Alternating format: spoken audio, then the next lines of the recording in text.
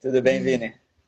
Pô, fala Murilo, cara, quero te agradecer aí por ter topado trocar essa ideia, pra gente conversar um pouquinho sobre nutrição, pra gente fugir do amadorismo, como você sempre fala, Essa é pra uma gente, tarefa contínua.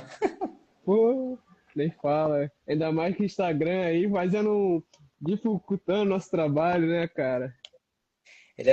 A rede social apresenta duas faces, né? Então são duas faces da mesma moeda. Verdade. E assim, vai ser muito bom a gente poder estar contribuindo, como eu sempre falo com a galera que eu convido para a gente conversar, tudo que agrega na construção do corredor, né, ensinando que a corrida é muito além do que só sair para correr, a gente trazer esse conhecimento de todas as áreas, né, nutrição, sono, fortalecimento, fisiologia, tudo que engloba ali o corredor, né? Porque eu acho que todo mundo gosta de dizer que a corrida ela é natural, né? Mas eu gosto de dizer que a gente pode até nascer correndo, mas ser corredor é uma construção. Então, acho que todos os passos são muito importantes aí para a gente estar aprendendo e aumentando a questão do conhecimento. Sim, sim, será um prazer fazer esse bate-papo, especialmente por você ser da área com quem eu trabalho. Então a gente atende muitas pessoas que correm por aqui e nos coloca em contato com diferentes profissionais de educação física, diferentes estruturas de treinamento. E ter essa troca para mim é única. Olha, eu ia te apresentar, mas com esse teu currículo vasto, eu até tenho medo de acabar deixando passar alguma coisa. Antes da gente começar, queria que você pudesse se apresentar aí para a galera que vai assistir também depois e para quem não te conhece, para a gente começar o nosso bate-papo. Eu sou nutricionista e eu tenho diferentes áreas de atuação. Uma delas é a docência e pesquisa. Eu já não estou mais, depois que eu finalizei minha vida acadêmica, a vida de pesquisa, eu fiquei somente na docência e em atendimentos. Então, nós temos uma empresa, eu e minha sócia, e um dos segmentos de acompanhamento é exatamente para pessoas que praticam esportes de longa duração. E dentro desse segmento tem um outro segmento que é de pessoas que correm. E a gente lida com corredores de todas as naturezas, de todas as distâncias, todos os propósitos envolvidos também. E, e isso a gente já faz há um tempo. Eu já estou formado faz 17 anos, estou caminhando para o 18º ano já. Então, tenho dentro desse assunto um pouco de vivência para compartilhar, né? Digo que eu amo a corrida, mas não gosto, não sou fã de correr, embora eu me atreva mas a corrida para mim é muito desconfortável. Então eu gosto muito de dizer que trabalho com corrida, mas não sou um amante do ato de correr, não. E me manter correndo é uma tarefa constantemente árdua. Eu tenho que despender uma energia mental muito grande para conseguir fazer É isso. um desafio, né? Um desafio próprio e não é aquele amante do flow. Sim, eu falo com todas, assim, de boca cheia, com todas as palavras.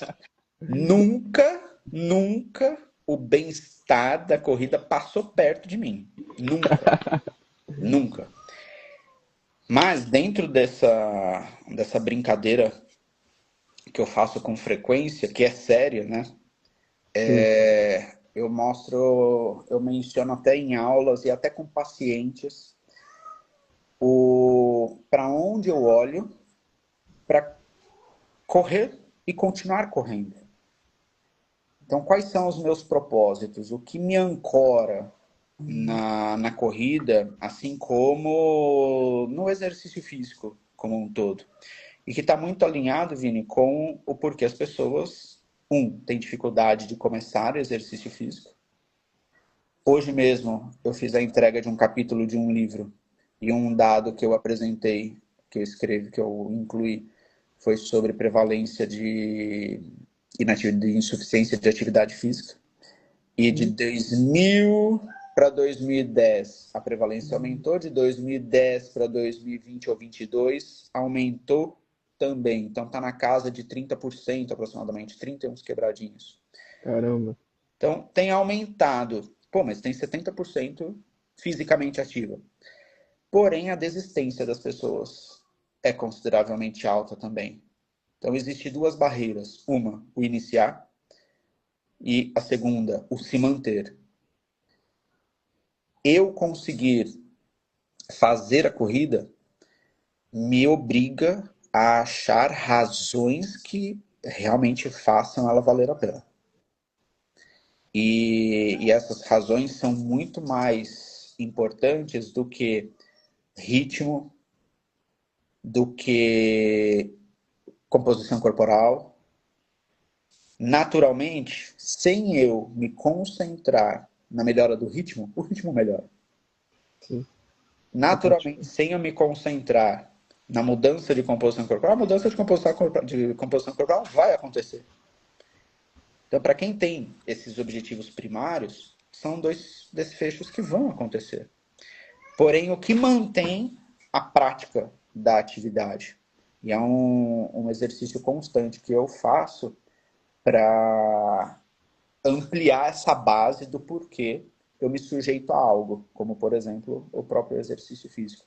E isso surge várias vezes em discussões com pacientes, com outros alunos meus, para auxiliar pessoas na adesão a um plano, porque tem absolutamente tudo a ver com alimentação também. Isso que eu ia falar. Absolutamente tudo a ver. Partilha dos mesmos elementos, né? Dos mesmos princípios. Porque alguém quer mexer na alimentação e porque muitas, para não dizer quase 100% das pessoas não se mantém naquele plano alimentar que foi orientado. Exatamente porque tem dificuldades de encontrar razões para se submeter àquilo e também compreender que a alimentação é muito complexa para ser resumida em algo estático. As variações ao longo do dia, dos dias, são inúmeras, né? Você falou essa questão da própria motivação para você conseguir modular seu comportamento para que isso se mantenha um ciclo virtuoso, né? É muito importante, né? E eu ia comentar o que você falou, né? Essa questão que está totalmente relacionada com a alimentação, né? O quanto você estabelece um certo sentido, né? Uma direção, um propósito, e até para você que acaba praticando algo que é desconfortável, né? Por mais que você saiba de todos os benefícios, sabe que esse desconforto que você se expõe para também conseguir dialogar, né, com o próprio paciente ali, o que, cara, as motivações, os benefícios que eu vou ter com isso valem aquele desconforto e estou ali praticando, né? Exatamente. Exatamente. E até para manter uma longevidade no correr, nós trabalhamos muito o aspecto do como a alimentação pode ser feita, estruturada, para que não vire uma penitência. Uhum. Quantas e quantas pessoas que desejam emagrecimento atrelam o emagrecer a não poder comer? Há uma punição, vai ter que tirar alimentos mais prazerosos, e não é por aí. Do mesmo modo que a alimentação, as estratégias que surgem para disponibilizar nutrientes para um corpo funcionar durante a corrida e se recuperar, as estratégias são diversas, podem ser construídas com inúmeros modelos, colocando totalmente a pessoa como parte da construção. Para que a corrida fique melhor, para que o comer fique mais prazeroso e uma peça se encaixe melhor a outra, né? E não algo desencaixado que não seja, que não faça sentido, que não esteja alinhada com o que a pessoa quer e gostaria de fazer. Isso que você comentou é muito interessante, né? Que eu acho que vai na contramão do que as pessoas costumam a fazer, né? Elas põem a alimentação como o centro da tomada de decisão e esquecem do indivíduo, que é a razão para as tomadas de decisões serem feitas, né? E até algo que eu ia introduzir na conversa era que as pessoas, por mais que elas saibam da importância da nutrição, seja para a saúde, para o desempenho, elas não têm muito bem isso claro, né? Eu queria que você pudesse falar um pouquinho sobre da importância realmente que faz a nutrição nesse sentido do indivíduo. Uhum. Ah, depende de qual é o tipo de corrida. Estamos falando de uma corrida de 5 quilômetros ou uma prova de montanha de 110 quilômetros. Estamos falando de qual cenário. E para cada característica de treino, de prova, para quem, obviamente, fizer provas, são demandas diferentes que o corpo apresentará. A partir da compreensão dessas demandas, veremos se aquilo que a pessoa já faz para se manter como sedentária é suficiente ou se haveria necessidade de ajustes específicos para permitir que a máquina corporal se mantenha em funcionamento. Toda vez que nós entramos em exercício físico, nós ficamos mais próximos do colapso do corpo. Porque o coração vai bater mais rápido, pressão arterial vai aumentar, haverá mudança da resposta hemodinâmica, a gente gastará mais energia, a gente produzirá mais calor e a gente não pode ficar com esse calor dentro de nós. A parte boa é que nós temos mecanismos muito bem elaborados para evitar esse colapso. Mas só o fato de já estarmos vivos, nós já estamos à beira já estamos próximos do colapso. Eu em movimento, eu estou ainda mais próximo do colapso. Eu correndo, não vou nem falar eu, vou pegar agora uma pessoa que vai correr a 21 quilômetros por hora, que é para poucas pessoas que conseguem fazer isso daí, especialmente de forma sustentada, é o corpo à beira do colapso ainda mais. É uma pessoa que vai se expor por 30 horas correndo. Em frio, calor, umidade, ainda mais próximo do colapso. Diante disso, Vini, cada condição cria demandas corporais diferentes. E a Exigência. partir dessas demandas é que o aspecto alimentar será definido. Rigor, momento, fontes, quantidades. E eu posso dizer de boca cheia, e assim, com possibilidade de erro beirando zero. Tem muitas pessoas que correm, que não precisam, ou que desejam correr, que não precisam de nenhum ajuste na alimentação. Eu fazer exercício físico não me coloca na obrigatoriedade de ter que mudar minha alimentação para conseguir fazer o exercício físico. Claro que eu tenho que saber qual é o ponto de partida da alimentação dessa pessoa. Claro. Porém, intensidade está subindo? Volume está subindo?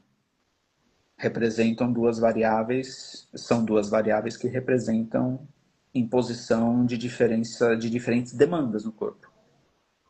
Então, quanto mais intenso, Me coloca numa situação de, fala assim, ó, talvez essa pessoa começa a se aproxima mais da necessidade de manobras. Quanto mais, e aí eu vou falar que talvez a parte mais importante seria, quanto mais longo, quanto mais distante, quanto mais volumoso for, mais o rigor entrará em ação. E por que eu vou puxar mais o saco para o volume? Porque o sujeito que fizer alta intensidade não vai sustentar por muito tempo. Perfeito. Então, ele até pode ter alto dispêndio, alto desgaste, mas ele vai intervalar, ele vai ter períodos de recuperação, diferente de uma situação que o sujeito vai para uma intensidade e vai sustentar por várias horas. Em linhas bem gerais, um exercício físico que durar, qualquer exercício, não é nem só corrida não, um exercício físico que durar até cerca de 60 minutos, pouco rigor na alimentação estará presente. Não quer dizer que não haja possibilidades de ajustes. Mas assim, alguém chega, vou começar a correr. Estou aqui para buscar mudança na alimentação. Cara, começa a correr primeiro. A gente se vê depois de um tempo. Mas não preciso antes, não. Nem o durante, também não. Só vá. Bota o corpo para funcionar. Primeiro conquista as adaptações neuromusculares. Depois vai ter outras adaptações. Primeiro bate o pé no chão. Vai lá, se divirta um pouquinho. Ah, mas e... Corra. Anda, corra. Né? Anda e corre. Vai lá. E então tem demandas que devem ser compreendidas para saber exatamente o que fazer. E não é todo mundo que precisa. Quantas e quantas vezes, para provas que ou eu participo ou eu acompanho, vejo distâncias de 5, 7, 10 quilômetros, exageros de suplementação, exageros de certas práticas alimentares, carrega um pouco da crença também, né? Porque alguns assuntos as pessoas sabem. Há outros assuntos as pessoas podem achar que sabem. E pelo menos no que tange suplementação, nutrição, alimentação para o exercício físico, é fácil de encontrar as pessoas que acham que sabem. E não sem necessariamente saber. E o achar que sabe é perigoso. É mais perigoso do que o saber que não sabe. Porque você sabe que não sabe, tem um limite. Sim. E diminui a margem de erro, né? Porque você não sabe. Então, quando Exatamente. você acha que sabe, às vezes a tomada de decisão pode te levar a um erro que acabe te prejudicando, né? De certa forma. Sim, colocando em risco mesmo. Exatamente. E você falou uma coisa muito interessante sobre a questão do contexto e a questão dos ajustes alimentares frente a um certo nível de intensidade, a um certo nível de volume. Então, a pessoa, primeiro, ela compreender qual é o cenário atual dela e qual é a demanda que aquela corrida está trazendo para ela, né? E a gente tem uma ideia até hoje ainda sobre a questão, por mais endurance seja de longa duração, seja um esporte muito lipolítico, seja um esporte que gera muitas adaptações ali mitocondriais que aumentam a eficiência do nosso corpo usar e utilizar, né, mais gordura como fonte de energia, a gente ainda tem uma dificuldade de entender esse grau de eficiência entre o carboidrato e a gordura. Então, eu queria que você pudesse falar um pouquinho sobre isso, qual é mais eficiente de fato, independente da modalidade, ser uma modalidade que exija muito dos nossos lipídios, né? Bom, nós somos preparados, muito bem preparados, para usar gordura como fonte de energia, dada a importância que ela tem para nós. E uma dessas importâncias é minimizar o uso de glicose como fonte de energia, pela característica de soberania que nosso corpo tem ao olhar para a glicose e para o funcionamento do sistema nervoso central. Usar mais gordura pelo músculo, por exemplo, poupa glicose para a cabeça. Conforme nós entramos num exercício e aumentamos a intensidade, mais gordura será utilizada até um certo ponto. A partir de uma intensidade, uma dada intensidade, conforme aumenta mais, o uso de gordura cai. A contribuição percentual. O carboidrato, proporcionalmente ao aumento da intensidade, haverá aumento do uso do carboidrato como fonte de energia. Então, nós temos um contribuinte que atinge um limite e um outro que não. Conforme aumenta a intensidade, aumenta o recrutamento. Usar gordura é muito bom porque rende energia. E nós temos muito estoque. Mesmo em pessoas bem magras, a quantidade de gordura que existe depositada gera várias mil calorias, que sustenta o indivíduo tranquilamente por dias, num eventual estado de ausência de comida. Isso falando só da gordura, sem considerar outros depósitos que nós temos. Podemos usar nossas proteínas, podemos usar, embora não seja a função primária, mas podemos usar o carboidrato que a gente tem, podemos usar o carboidrato que nós mesmos produzimos também. O ponto em questão é que, para sustentar atividades mais intensas, haverá a puxada de carboidrato como fonte principal. E o estoque determinante é glicogênio muscular. E ele sustenta aproximadamente 1 hora de exercício físico. Não é à toa que um pouquinho lá atrás eu falei o quê? Até cerca de 1 hora, não há necessidade de tantas manobras. A partir de 1 hora, a coisa já começa a ganhar corpo.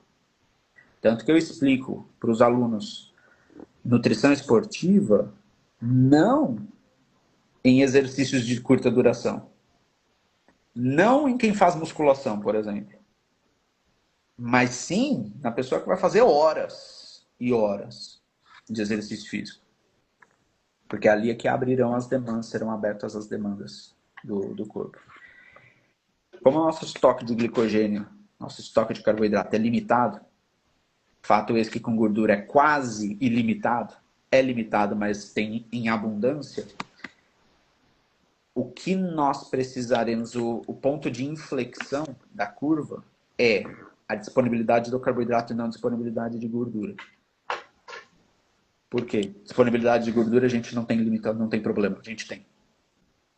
E em todos os momentos, desde o repouso até o exercício físico, até durante um exercício físico, característica puramente aeróbica, a gente sempre mobiliza mais gordura do que consegue utilizar como fonte de energia. É mais um dado mostrando que a gente sempre tem mais disponibilizada do que sendo usada.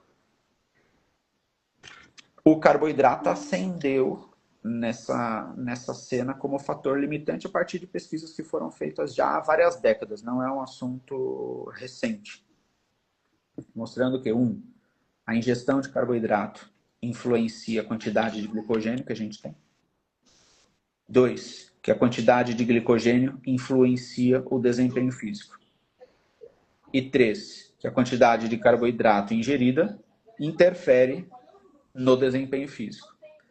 Então, dentro dessas décadas, várias décadas, foi construído um cenário bastante robusto, mostrando os benefícios que o carboidrato possui para esse tipo para atividades com essas características. E aqui, nem de longe, estou querendo dizer que precisa trabalhar com excessos de carboidratos, não é isso. É compreender a demanda. Para cada volume e intensidade, demandas diferentes, logo, ofertas diferentes.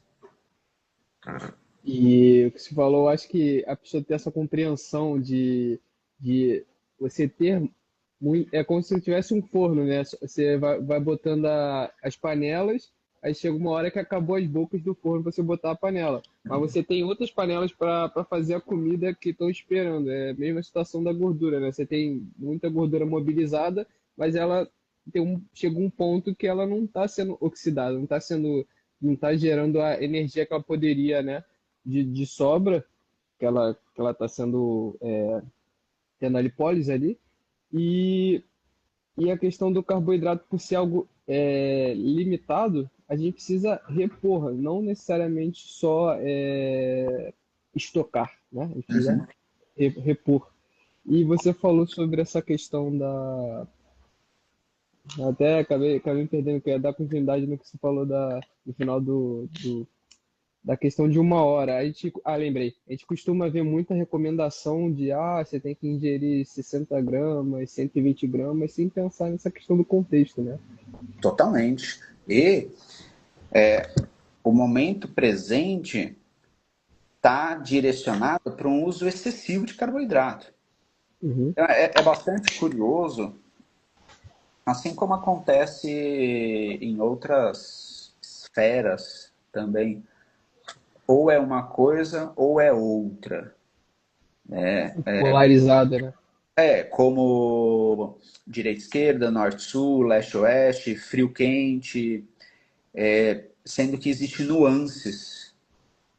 Né? Então, entre dois extremos, existem nuances. O momento atual, no cenário dos exercícios de longa duração, está para carboidratos em altas doses durante o exercício físico. E não são necessárias essas dosagens, especialmente para pessoas que não têm alto nível de preparo. E estão disseminadas publicações, relatos de assim, eu sou um atleta, você já deve ter visto isso daí, obviamente. Eu sou um atleta, ganhei tal prova, tá aqui o que eu fiz na prova. Sim. Aí vai lá o Murilo, que costuma ser pior que a média, e me espelha, se o cara fez aquilo, eu posso ser melhor, então vou. Assim, é de uma inocência grande, mas que quando invade a área profissional, profissionais adotando algo assim de um modo descontextualizado, aí passa a não ser mais aceitável, porque está fazendo para o outro, né? Está colocando uma conduta no outro. E em nenhum instante para definir sim ou não. É o depende. Haverá momentos que sim, haverá momentos que não. E pelo fato de o mercado estar bastante aquecido acerca de géis de carboidrato, produtos para serem usados durante, obviamente existe um interesse em que mais pessoas consumam, né? Mas está muito distante de algumas práticas que vêm sendo relatadas por aí. Perfeito. E hoje a gente na literatura, em relação às dosagens e recomendações de carboidratos, que tem a faixa ali entre 60 a 120 por hora. As recomendações, elas têm algum número que acima disso já não vê diferença, ou abaixo disso essa dosagem já seria subótima pensando em alto desempenho? Bom, nós temos até semana passada, eu dei uma aula a respeito disso, de um artigo que foi publicado agora há pouco sobre esse assunto. No momento, não há nenhum trabalho que investigou quantidade de a oxidação, esses trabalhos mais recentes utilizaram quantidades de carboidratos mais altas, olharam para a oxidação, quer dizer, o quanto foi usado do carboidrato como fonte de energia, e não o efeito desse consumo sobre desempenho físico. Ah, entendi. E isso faz uma diferença muito grande. Por quê? Eu vou trabalhar com você. Você corre, ou você pedala, você faz qualquer coisa. Você quer sair do ponto A e chegar no ponto B. Bom, tem treinos que não é para você performar o teu máximo, é para seguir o que foi proposto. Em algumas vezes será um treino lento. Mas você poderá ter treinos que você terá que ir no máximo, próximo do máximo. Terá prova, caso você faça, que você buscará sair do ponto A e chegar no ponto B no menor tempo possível.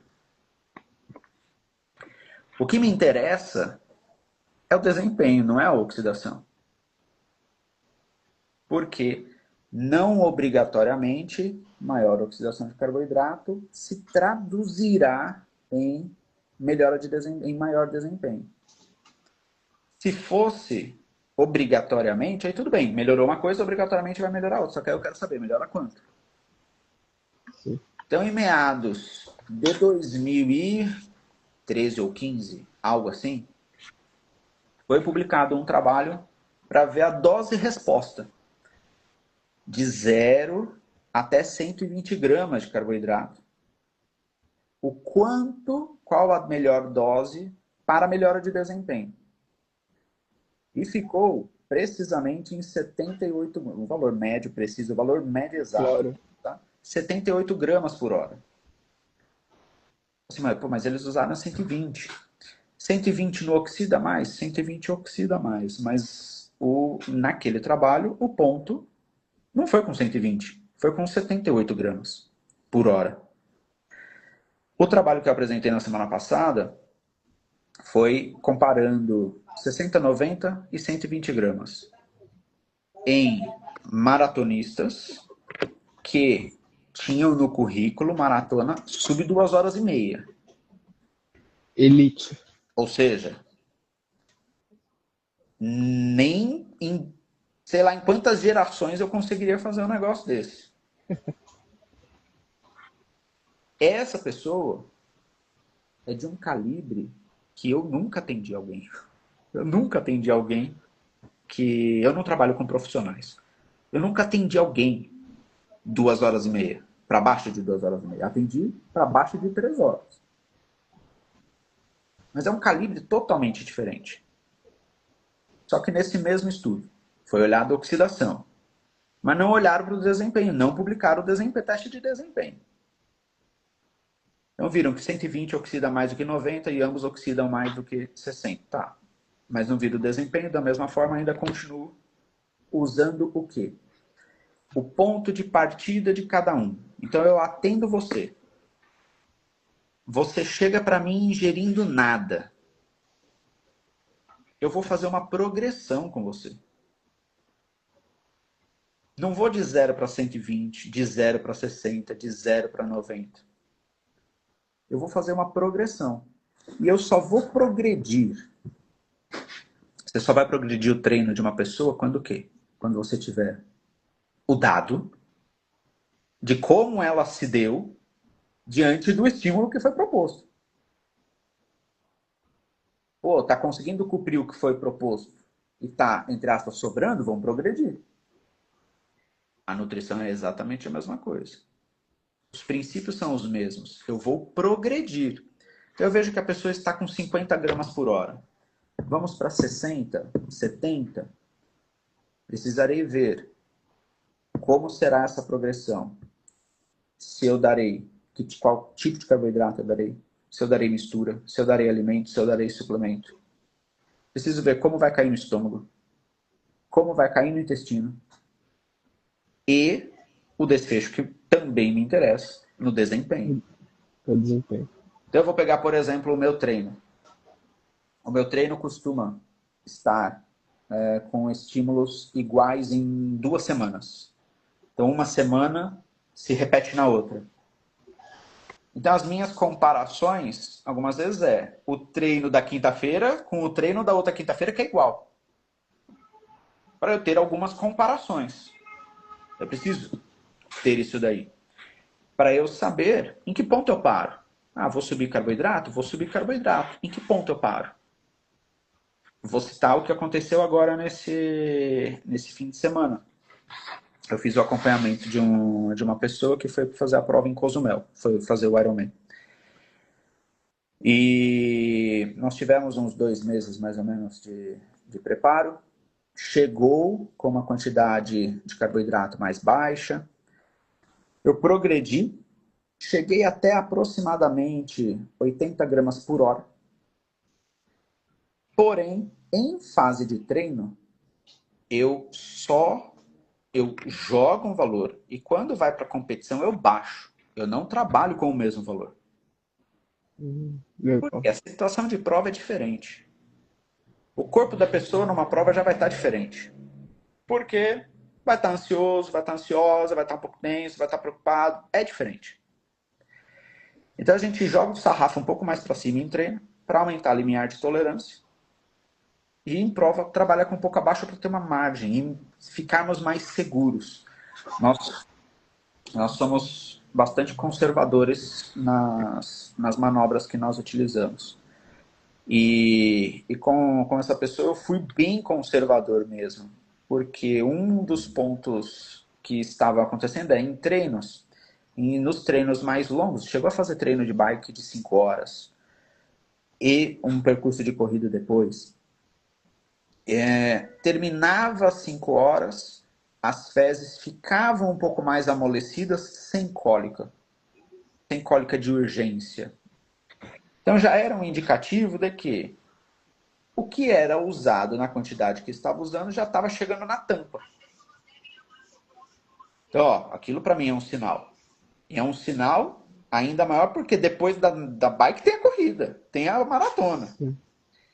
Então eu segurei ainda mais na bicicleta, na prova, para tentar ficar mais resguardado na corrida. É uma pessoa que tem um intestino que é mais sensível, assim, já característico da pessoa mesmo. Todos os treinos de corrida, o intestino funciona, não necessariamente com diarreia, mas assim, começa a correr, tem que dar uns minutos, tem que parar para ir ao banheiro. Fizemos alguns ajustes e não gerou a resposta que queria, então eu segurei mais. Aí o que aconteceu? Foi nadar, foi queimado por água viva. Nossa. E aí, já, assim, não chegou nem na metade do percurso da bike, estava vomitando e com diarreia. Por que eu estou citando tudo isso daí? Porque um dos efeitos colaterais, um dos sintomas produzidos por queimadura de água-viva é... Eu falei água-raia? Não, água viva. Falei água-viva, né? Então, um dos sintomas é diarreia, outro sintoma é náusea, dor de cabeça, tontura, fraqueza, espasmos. Ele não apresentou tudo isso, mas apresentou alguns. Dá para dizer que foi exatamente pela água-viva? Não dá para dizer, mas foi um dos fatores que foi diferente do que acontecia em treino. E durante os treinos, nunca tinha acontecido um quadro como esse, vômito e diarreia. E em treino eu trabalhei com quantidade mais alta, prova eu trabalhei mais baixa, aumentando a possibilidade de não ter sido realmente a alimentação. Mas toda essa volta para contar para resumir que existe uma progressão, existe o teste, existe a execução e a validação a fim de criar o melhor cenário para o contexto do momento.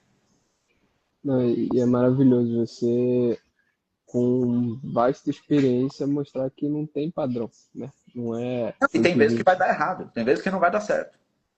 Tem vezes que ele conseguiu completar a prova, Maravilha. mas não deu certo por razões. Sim. Tá, mas não deu. O plano todo não deu certo. Eu até fiquei pensando, né, quando a nossa porcentagem de pessoas que apresentam alguma característica parecida, aliás, ele acho que foi a pior condição que tenha existido, né, a pior situação que teve. a gente fica abalado, porque não é nem um pouco agradável, Sim, né? é um estresse externo,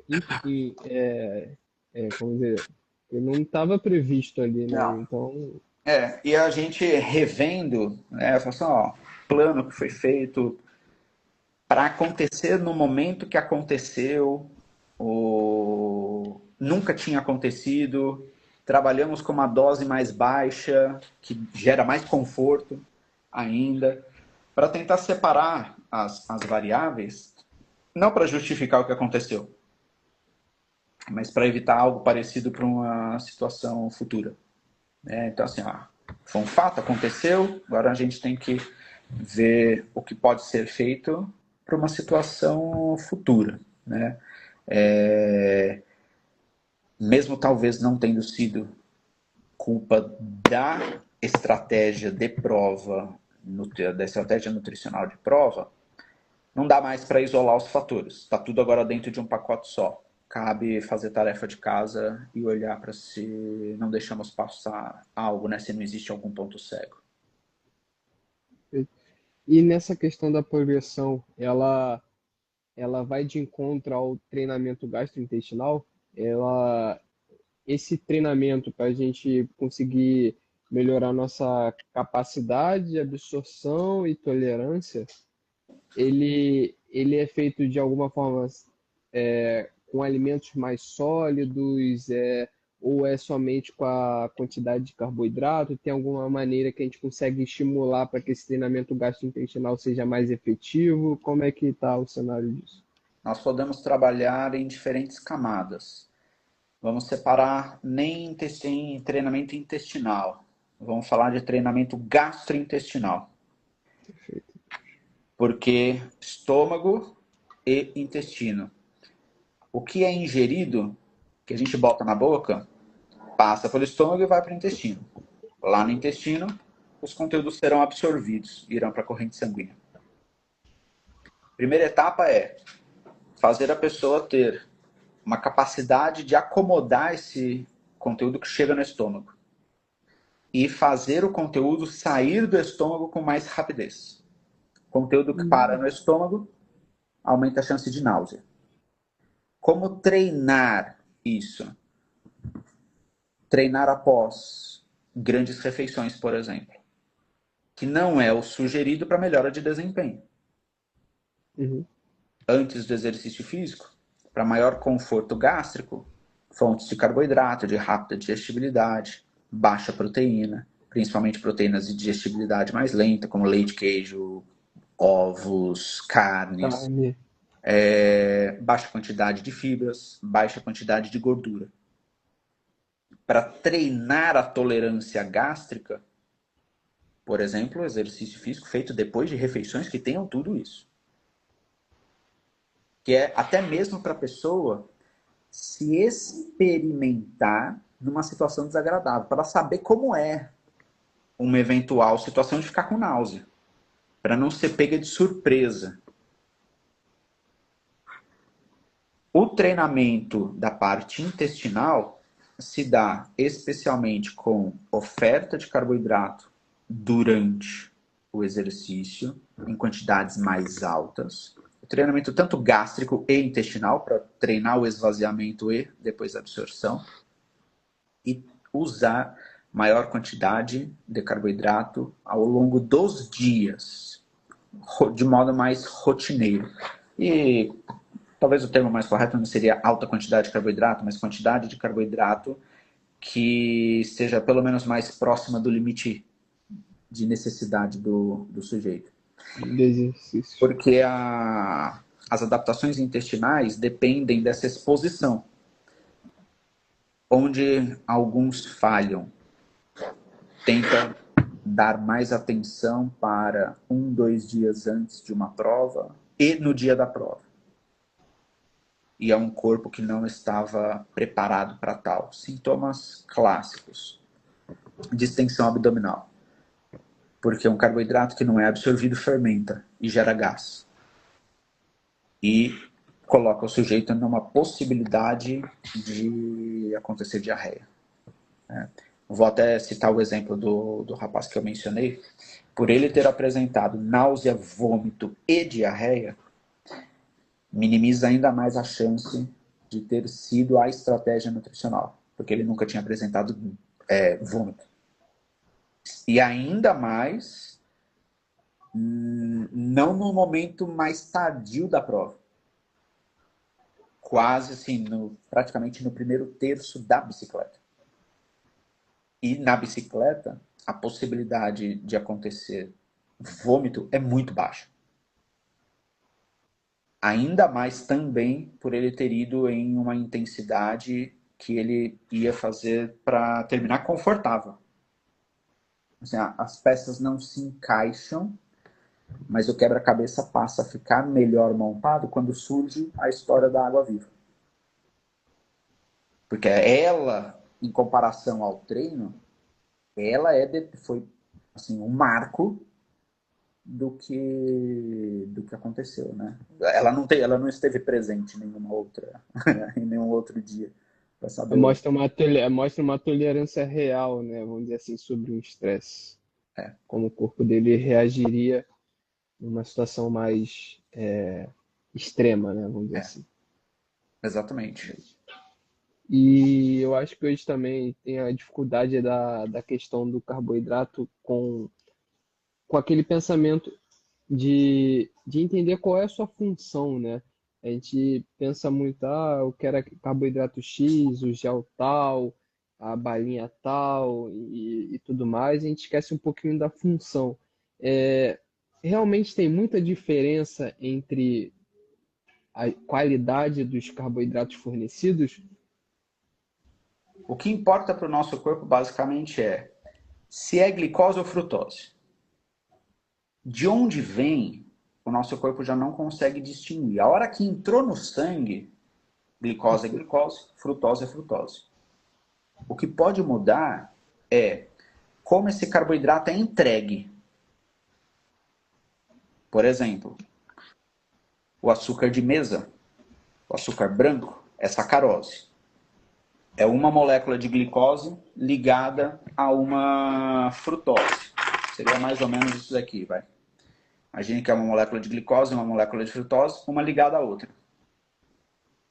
A gente tem que separar essa molécula para separar essas moléculas para elas serem absorvidas.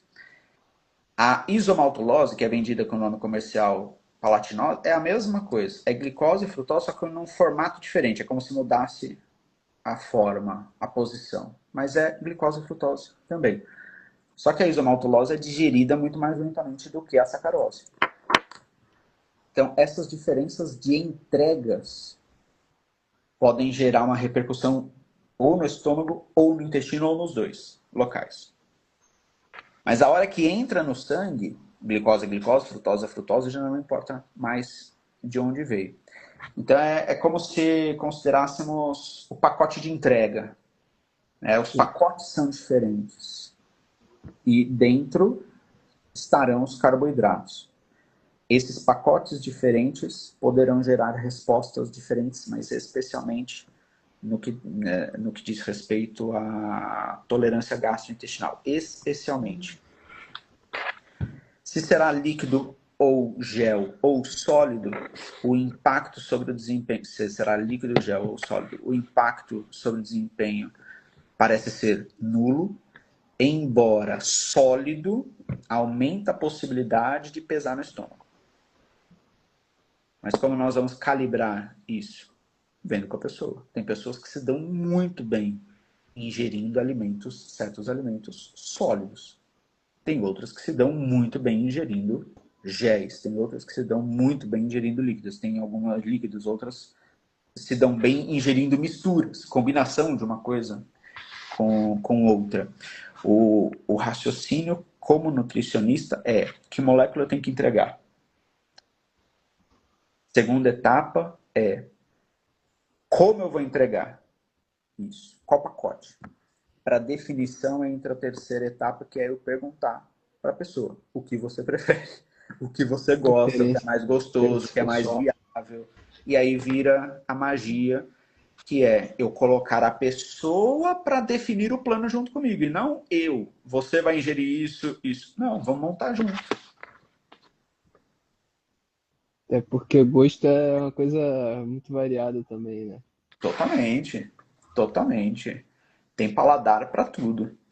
Pô, nem fala. Você deve ver bastante variedades. E eu tenho uma pergunta que, antes da gente passar um pouquinho, que eu queria também dar tempo da gente falar um pouquinho de suplemento. Eu queria que você desmistificasse ou comentasse o que a gente tem mais de atual sobre o training low, pensando bem no alto desempenho, performance, sobre a questão de treinar em baixos estoques de carboidrato, se isso se reflete em performance, se isso se reflete em melhoria de adaptação, o que que a gente tem aí sobre esse manejo de estratégia nutricional. Tá, reduzir não é uma estratégia que eu simpatizo muito, por algumas razões. Uma, eu não trabalho com alto desempenho. Então, por consequência, o que as pessoas que nós acompanhamos precisam e desejam de melhoras vão até um limite. E por envolver restrições do público que a gente atende, não se encaixa muito bem as restrições com a conjuntura de vida no todo, né? Sim. E porém, o que é sabido, treinar com baixa disponibilidade de carboidrato, ou até mesmo em situação de jejum, aumenta a oxidação de gordura, aumenta a atividade de enzimas mitocondriais até um limite, obviamente. E pode acelerar algumas etapas adaptativas. Parece que se torna mais produtivo quando o tipo de estímulo usado o tipo de treino está mais configurado para volume e não tanto para intensidade. Porque em intensidades mais altas, o estímulo dado à musculatura já é considerável a ponto de conseguir pegar as adaptações em nível máximo. E tirar carboidrato de alguém que vai trabalhar em situações mais intensas é como se botasse um breque na pessoa. Tá? Então fica ali uma saia justa. Onde eu enxergo particularmente possibilidade de uso, momento de base, não no momento de intensificação. Embora eu também, sinceramente, não simpatize muito com a ideia. Tem estudo? Tem estudo. Tem estudo mostrando que houve vantagem? Teve estudo. Mas eu, na configuração das pessoas que eu atendo, eu não vejo. Não vejo muita aplicabilidade dentro do Aplicabilidade. contexto como um todo. Sim. Eu observo muito mais viabilidade para um ambiente controlado, como de pesquisa, e não tanto para pessoas que chamarei de vida livre, tá? Uhum. Sinceramente. Eu pensaria em acionar com alguma pessoa se eu notasse que todas as outras intervenções tenham chegado no limite. E, e me abriria, me seduziria um pouco mais, né? Mas de novo, não tenho muitos bons olhos para esse formato, mas existe pesquisa, sim. É algo que não Ah, necessariamente trará mais benefícios. mas tem uma coisa, agora vamos falar de pesquisa. O formato usado em pesquisa não costuma ser o mesmo, o formato de Sim. treino não costuma ser o mesmo das diferentes vidas que você vai atender. Um fenômeno descrito é que uma musculatura que se adapta a usar menos carboidrato, quando é exposta a usar mais carboidrato, pode apresentar limitações de geração de força e velocidade, principalmente de geração de velocidade e potência. Então pode limitar a capacidade de geração de energia em intensidades mais altas. Então esse é um ponto, é um efeito colateral. É Trocando uma faca estudos, de duas pontas, né? Porque você trocando melhora. estudos, assim, você prepara a musculatura, você deixa a musculatura mais habilidosa para usar gordura, mas menos preparada para usar carboidrato. Só que na situação A você quer usar mais o quê? É ganhar volume? É sustentar volume e intensidade mais baixa? Aí talvez a repercussão seja menor. Porém, se for para apertar um pouco mais ali, a depender da intensidade que o sujeito seria submetido, ele poderá pagar uma conta. Agora, vamos pensar. Longas distâncias, onde a intensidade é bem mais baixa, possivelmente os benefícios seriam mantidos ou não seria, não poderia não haver algum prejuízo pela característica do treino e da situação alvo. Escolher uma certa época para tentar testar ali, né? Pode ser interessante. E também não sei se tem estudos crônicos a ponto, tipo, fiz 5 meses dessa estratégia e 5 meses depois, sem a estratégia, ainda se tornou um desempenho molecular ali, eficiência, porque foi o que você falou, né? Você ganha eficiência, mas perde em potência, né? Seu máximo fica mais limitado, mas você dura mais. E aí você tem que ver na balança o que você quer, porque quem ganha a corrida é quem chega mais rápido, né? Então, por mais que, não, é ultra distância, ultra trail, você pode caminhar, não quer, mas você vai sempre querer terminar no menor tempo possível, independente da intensidade que você vai correr, né? Para uma pessoa que chega e fale, que diz, eu não gosto, não quero usar carboidrato durante o exercício físico. Seja lá por qual razão for. É uma potencial candidata a conquistar benefícios. Tá? Mas aí você, mas por que ela não vai querer usar? Pode ter pessoa que fala assim, eu não quero. Então, diante desse não querer, me leva para uma outra rota. Então, vamos preparar essa musculatura para melhorar a capacidade de uso de gordura. Me deparo com alguém que chega e quer seguir um padrão restrito em carboidrato. E aqui eu não quero definir qual é a razão para ela ter escolhido isso. Vamos trabalhar em cima disso daí. Então, para ganhar mais lastro, vamos fazer treinos, vamos submeter aos treinos numa conjuntura diferente para que haja uma transferência para uma outra situação, né? A gente atende, até tem uma pessoa que a gente atende que ela chegou, ela é do Ultra Endurance e ingeria pouquíssimo carboidrato. Só que ela começou a manifestar algumas limitações de melhora de desempenho. E a gente jogou mais carboidrato, teve boa resposta, mas ela falou, puta, eu não tô gostando de ter que ingerir carboidrato, mas eu tô performando melhor. Então assim, ela falou, puta, mas antes eu não precisava. Então, existiu uma adaptação. Porém, pela mudança que vem sendo feita agora, mostrou que você está conseguindo ir um pouco mais além, né? Tem adaptações? Tem. Eu preciso saber em que estado a pessoa se encontra para eu definir para onde eu vou levá-la. Então, alguém que não quer, não gosta, tem medo, sei lá, de carboidrato, tem receio. Cabe explicações, cabe esclarecimentos, mas cabe também respeito ao que a pessoa quer. Cabe a mim apresentar possibilidades. Para ter menos prejuízo numa situação específica, teremos que treinar. Do mesmo modo que alguém vai fazer uma prova em alta temperatura, vai ter que treinar em alta temperatura também. Então, a situação ali será de menor uso de fontes de carboidratos, teremos que treinar isso para adaptar a musculatura, adaptar a cabeça também, né? E coletar vantagens. Perfeito, muito bom, Murilo.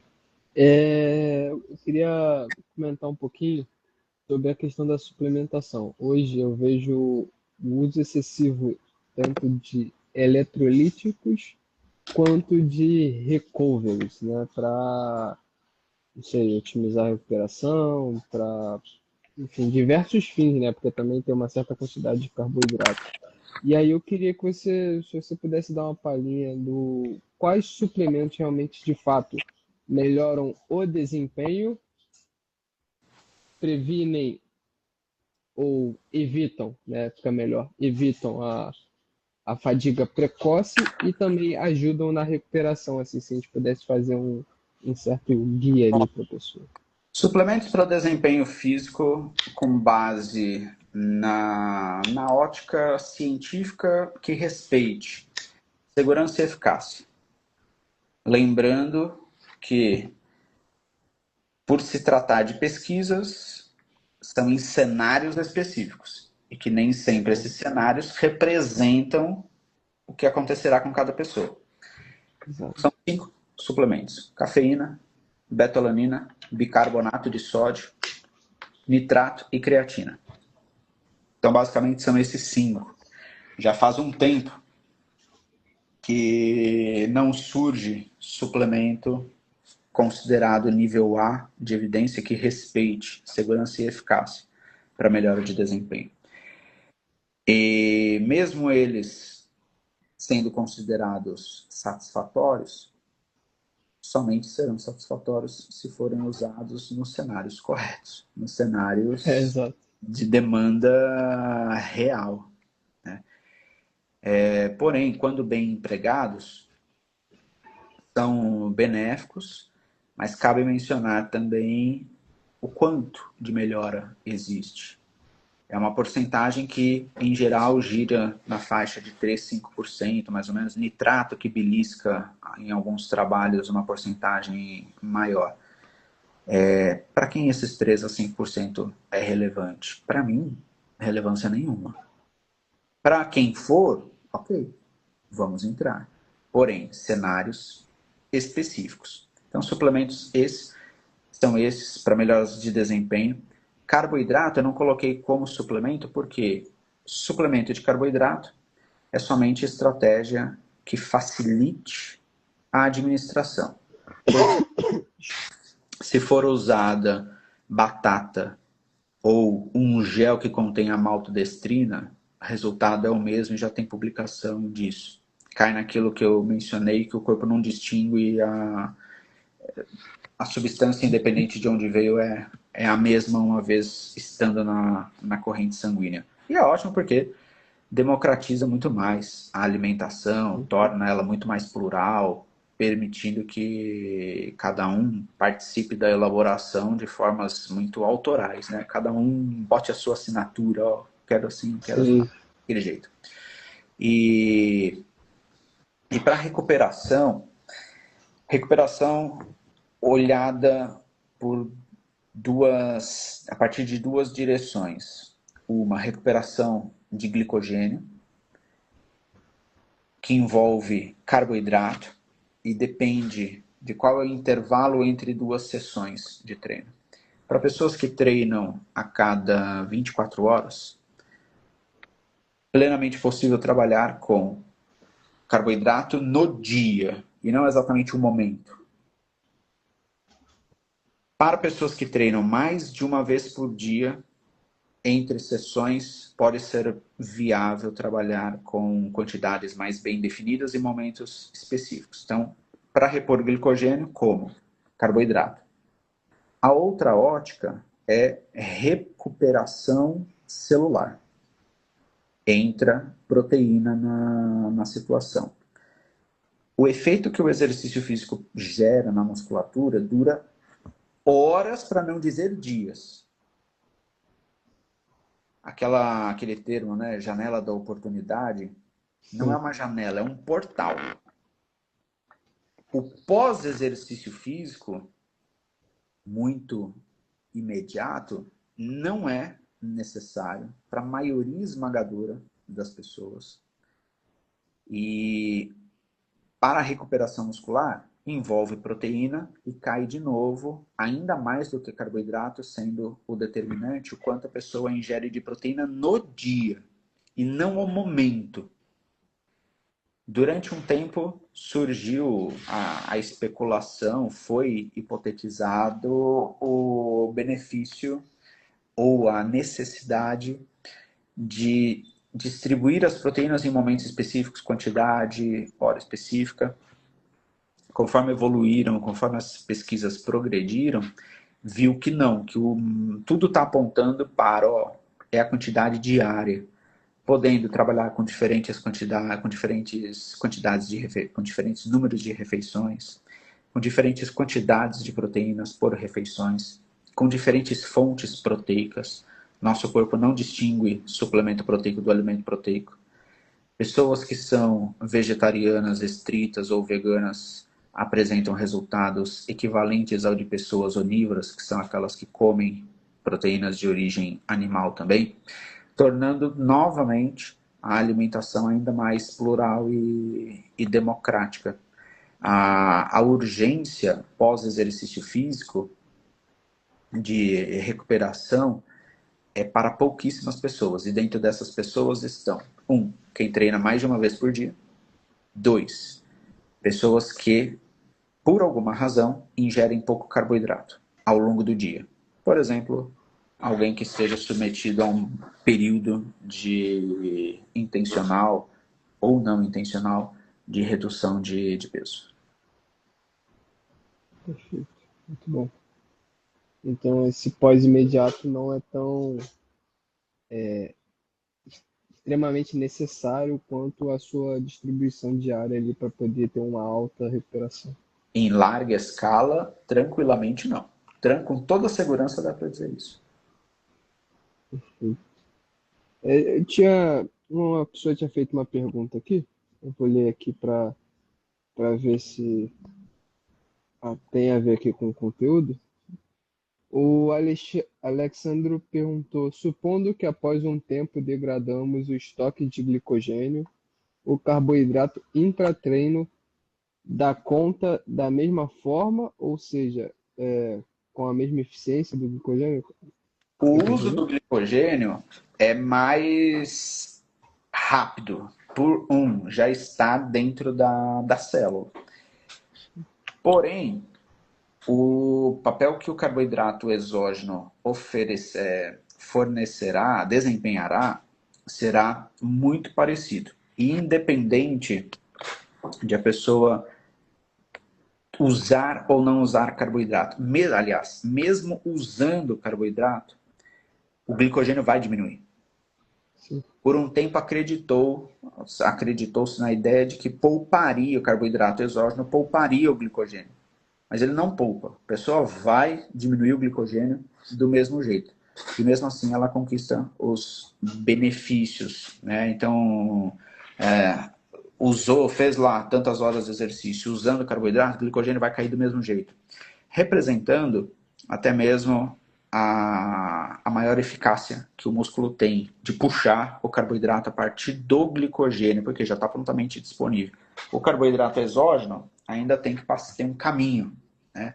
Estômago, intestino, fígado, sangue, ser captado pela musculatura e depende da disponibilidade de receptores também para então Até, chegar. pe- Até pegando um gancho disso, o intratreino, eu vi muita gente também comentando e falando sobre a questão da recuperação, né? Por mais que você não recupere esse estoque, você consumir o carboidrato intratreino, num treino mais intenso, ele pode acelerar a sua recuperação? Isso procede?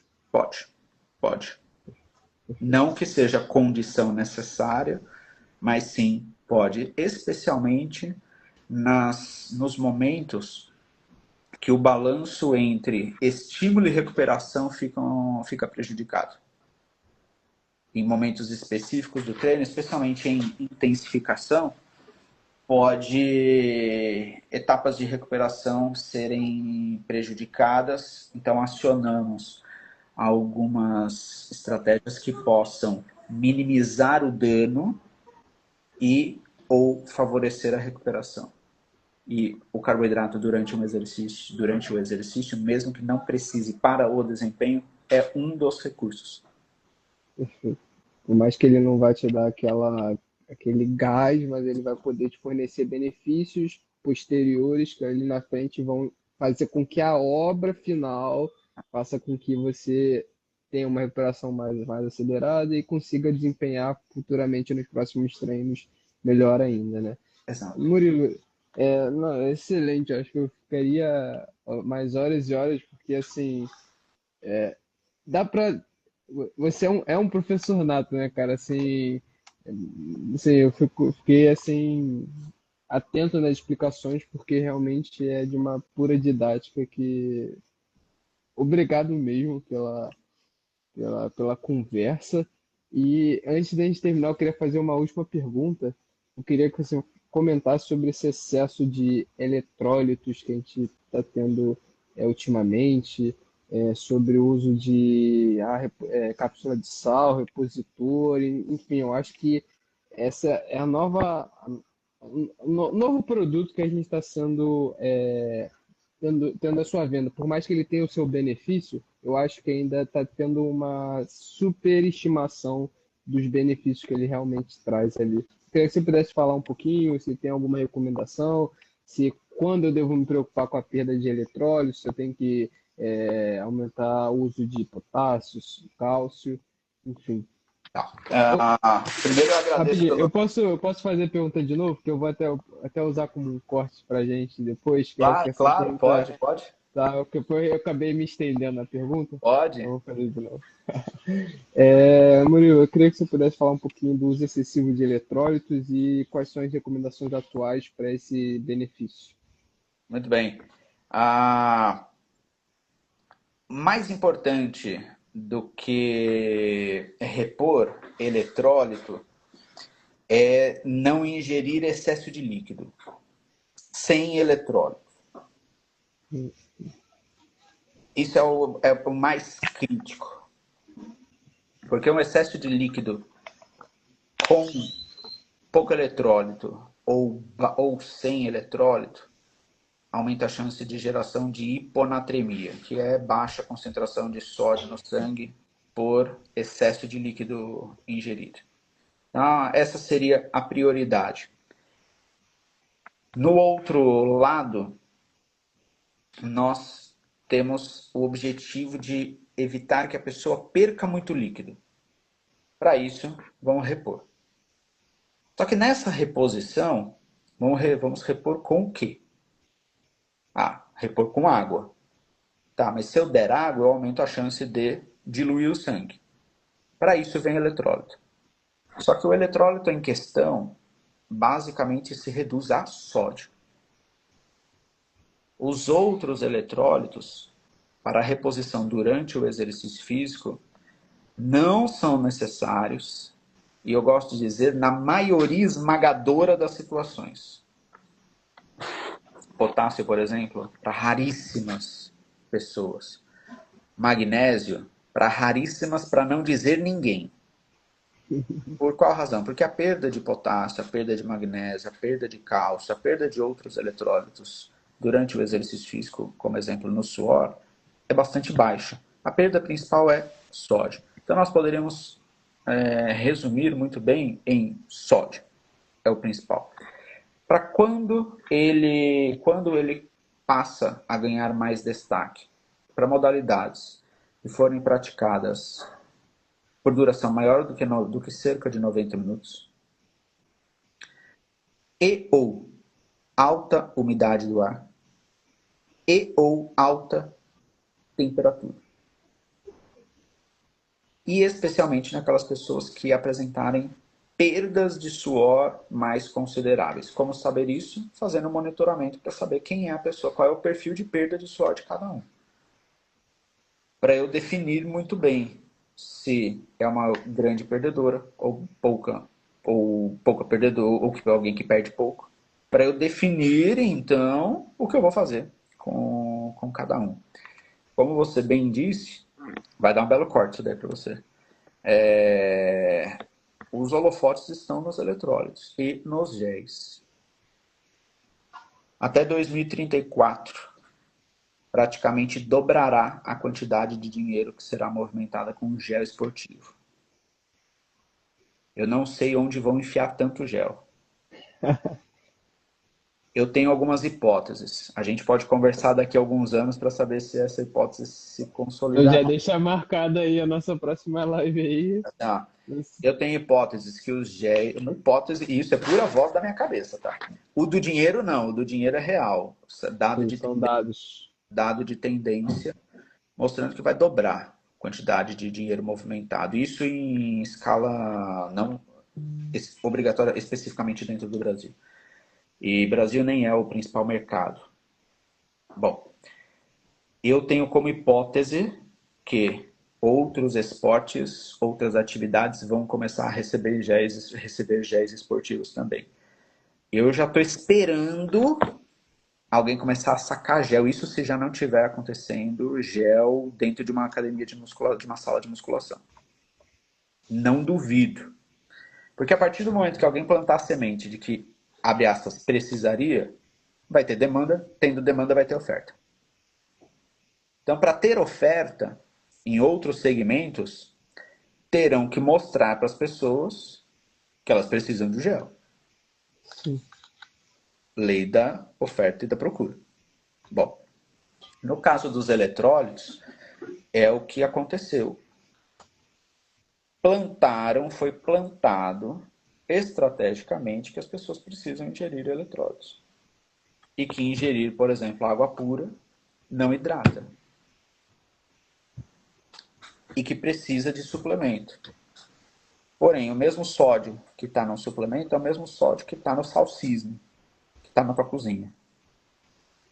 Tá? É o mesmo sódio. E estando na forma de cloreto de sódio, que é o do sal branco, é o melhor sódio, que é o sódio, vamos dizer assim, perfeito, existente. Não precisa estar em outra forma, né? O sódio de outro modo. O sódio é importante? É. Em todas as situações? Não. Depende da pessoa, depende da condição a qual ela se submeterá. E não é todo mundo que desenvolve hiponatremia. Não há obrigatoriamente presença de sintomas em pessoas que desenvolvem hiponatremia. Cãibra não é predominantemente causado por falta de sódio. Primeiro fator, o primeiro e mais importante fator é fadiga. É despreparo muscular também. Não são artifícios de ordem nutricional. Pode ter contribuição? Pode, mas não é a primeira cartada. Mas o mercado está bastante aquecido. Basta você ver o quanto surge de produtos à base de eletrólitos. E como estratégia de diferenciação de mercado, que alguns acabam usando. Bom, eu sou uma empresa que tem um produto que vende sódio. Aí você quer lançar um produto. Você vai lançar um produto só com sódio? Não. Você já tem um que tem, você vai lançar um igual ao meu? Você vai lá e bota sódio mais alguma coisa. Aí depois o Alexandro abre uma empresa e bota sódio, outra coisa e mais outra coisa. Então tem produto que já está ficando assim com uma característica de um multimineral como recurso de diferenciação no mercado. Vai continuar por mais um tempo, não sei exatamente até quando, e infelizmente isso chegou no público final, que é pessoas usando em momentos que não precisam, usando em quantidades que não precisam, esperando o que os produtos não fornecem. Quer dizer, a desinformação rola solto por aí. E o que foi comentado ali pela Karina, que quando corre fica com o rosto cheio de sal em pedrinhas ralas, né? Isso daí é principalmente sódio.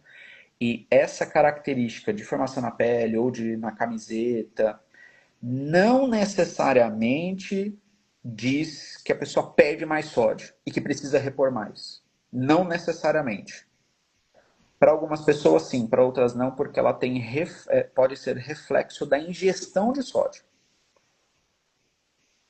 O que usaremos para definir quantidade será a junção de parâmetros, em vez de um só. Né? Eu, por exemplo, não sinto. Eu suo, não suo mais, não suo tanto quanto muitas outras pessoas. Mas eu não fica sal na pele, na roupa. Tem pessoas que têm, mas esse parâmetro, ter sal na pele ou na roupa, não é só esse dado não me direciona para então tenho que repor mais sódio. Porque tem um intervalo formado por diferentes camadas entre eu perder o sódio e gerar mudança do sódio no sangue. Da osmolaridade ali, né? A gente tem necessidade de manter o sódio no sangue numa faixa estreita. O mesmo acontece com cálcio. Se alguém apresentar cálcio no sangue fora da faixa ideal, quer dizer que tem algo importante acontecendo, porque tem que ser mantido estreito. Potássio igual, sódio também. Então nós temos muitos mecanismos, muitos artifícios para manter o sódio dentro da faixa de normalidade. Tem um slide que eu apresento de pessoas que fizeram 130 quilômetros de corrida. E não tem padrão. Tem pessoa que ficou desidratada, o termo correto é hipoidratada, e desenvolveu hiponatremia, tem pessoa que desenvolveu hipernatremia, tem pessoa que desenvolveu normonatremia. Quer dizer, não fez diferença alguma. Teve gente que hiperidratou e desenvolveu normonatremia, permaneceu normonatrêmica, no caso, pessoal, normonatrêmica quer dizer faixa normal do sódio no sangue. Teve gente que desenvolveu hipernatremia, teve gente que desenvolveu hiponatremia. Quer dizer, Diferente resposta para a condição. tem padrão, não tem um padrão. Se não tem padrão, o que cabe a nós fazer? Avaliar um a um. Então, quem não apresenta sintoma relacionado à baixa falta de sódio, chance baixíssima de ter que repor sódio. E o que você falou, né, da questão da roupa ficar branca ou ficar com sódio na cara, às vezes é até o contrário, né? Falta, né? O excesso, às vezes, também. Exatamente, exatamente. Porque pode ser reflexo, há a possibilidade de o padrão de ingestão de sódio refletir nessa perda no suor. Então não quer dizer que a pessoa está perdendo a um ponto, a um nível de gerar falta. Não, sim, em função do que ela ingeriu. Mas aí já falando de forma mais pessoal, né? Eu não gosto muito de usar cápsula de sal pela quantidade imediata que ele fornece. Eu acho que é muito exagerado e acaba tendo normalmente muitos relatos de você ficar com a roupa branca ou o suor ali ficar mais denso, né? E eu sempre penso nessa questão do corpo estar sempre tendo aquela alostase, né, que eu acho que é o termo mais correto hoje em dia, né? Enfim, de tentar manter o equilíbrio dinâmico ali de, cara, nosso corpo é inteligente, você tá dando mais, ele vai expulsar mais também para tentar manter essa faixa, como você falou. E até o que o Alexandre comentou, que ele faz jiu-jitsu, e em dias quentes a performance cai drasticamente. O eletrólito e o líquido também, né, auxiliam no retardo à fadiga, especialmente por ser um ambiente quente, uma condição quente. O clima mais o kimono. Esforço. Ali a conta do desequilíbrio hidroeletrolítico, desequilíbrio de líquido e de eletrólitos, chega especialmente em intensidades mais altas. E a hora que tá. Eu só soube o que é a intensidade de um rola quando eu fui fazer jiu-jitsu. Aí eu senti o que é Imagina. falta de oxigênio. Então, quando é mais intenso e em condição climática mais adversa. É onde manifesta mais os sintomas. Né? Porque é o corpo Ele funcionando falou, mais à beira do colapso, como eu mencionei. E é interessante, né? Porque o contexto do jiu-jitsu, a eficiência da troca de calor é muito pior, porque tem um tatame, você está lutando com outra pessoa, então você está trocando o calor por convecção ali do suor da pessoa, do seu suor, tem o kimono, tem o calor gerado pelo esforço físico para você fazer, porque é um esporte intermitente, então é alta intensidade e relaxa. Então, alta intensidade, né? Então, a eficiência do carboidrato tem que ser alta, a produção de calor é alta, enfim, o corpo tá à beira do colapso, né? É, Além do que você exatamente. quer sobreviver, não quer que o cara te dê uma porrada. Exatamente. Cara, foi muito bom. Murilo, te agradecer agora, de fato, novamente pela conversa, pela live. Vai ficar no YouTube depois, eu vou disponibilizar, eu te mando o link para você divulgar para quem quiser assistir, Legal. que não pôde assistir. E muito obrigado por agregar aí a nossa construção de corredor. Como eu sempre falo, construindo corredores rápido, mas sem pressa, eu acho que é muito importante a gente trazer conhecimento para quem quer aprender. E isso hoje foi uma aula assim, a nível A, mais de evidência.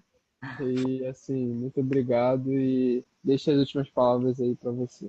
Não, eu agradeço bastante pelo convite. Faz tempo que, assim, teve um tempo que eu fiz bastante live, depois não mais tem, para mim se tornou algo até estranho, né? Então perdi o hábito de fazer Hábito. algo aqui.